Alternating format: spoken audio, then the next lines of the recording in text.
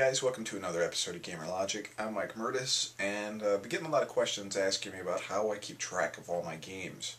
And I've covered this software in a review maybe about a year or 2 years ago, but I figured I'd go ahead really quick and kind of go through the software that I use to show people how I collect my games and how I keep them in order and keep them organized. So, I'm going to go ahead and load up my screen capture software here. And we're going to go ahead and start talking about this program. So the program I use is collectors.com Game Collector 3.4 Pro. A very nice program. Allows you to build a huge database based on platform.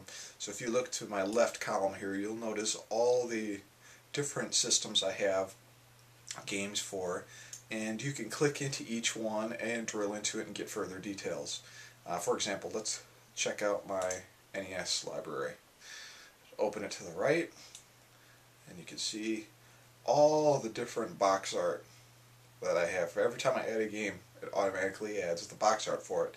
If it doesn't have box art, you can do a scan and add your own box art in. You can also click on a list factor and scroll all the way down. And what's cool, I love this, use the name of the title, what platform it's on, what genre it is, the release date, the publisher, and the developer, which is pretty cool.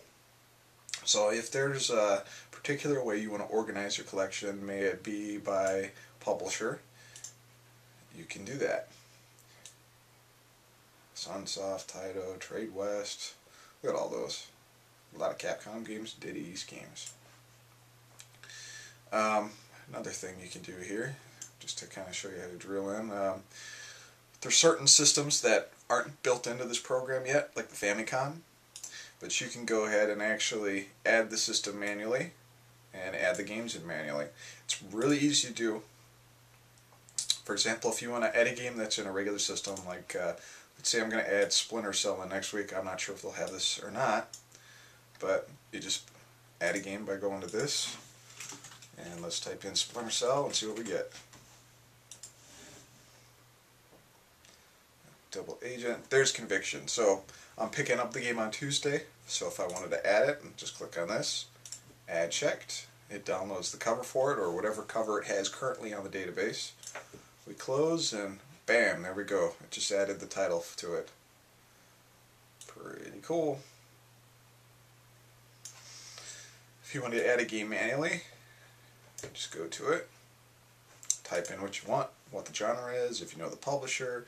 You can add covers to it, screenshots with if you want, which is pretty cool. I hit OK, and it's in the database. So you can even do a nice printed list of your games. You can export to an iPod, a text file, like I have it says a text file on my BlackBerry.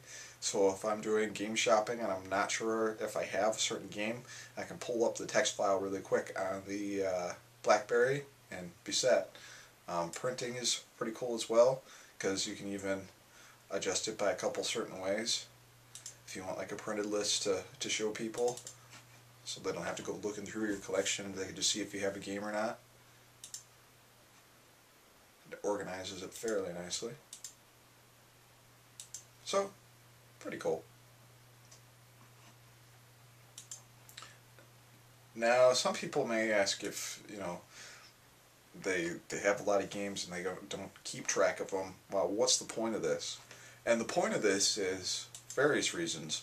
One, before I was doing this, some games I would forget that I had, and I'd buy double of it, which is really annoying. Second reason is for insurance purposes. What if these games were to get stolen, or what if something happened to the house and you know you lost them all? At least you have a way of keeping a list of what you had, and you know, that's why I mostly do it, and just keeping organized is a way better thing. Another thing is this thing has a loan manager, so if you loan out a lot of games, you can set up a loan with it so you know exactly who has your stuff. I mean, how many games have certain people lost because they borrowed it out to a friend that they don't talk to on a regular basis and the game is just gone? You know, that kind of sucks. I've lost some games because of that, some NES games, and some of those you pay a pretty penny to replace. So. But that's a software I use, Collectors Game Collector Pro, and I highly recommend it. They do have a demo of it at their website. I'll put the link to it in the video description. But if you're looking to keep track of your games, this is one way to do it. I know there's a couple online sites that you can put your game collection on, but we all know that sites can disappear, so this is a safer way because at least it's actual software that's local to your computer. Rating wise, I give this thing a 5 out of 5 because I've used it on XP, Vista, Windows 7, and I've never had issues with it. So just a quick look at it, and I'll post my links to the other full review that I had of it, but it may be a little too in-depth, so it may bore you. This may cover it pretty well. So take it easy, guys.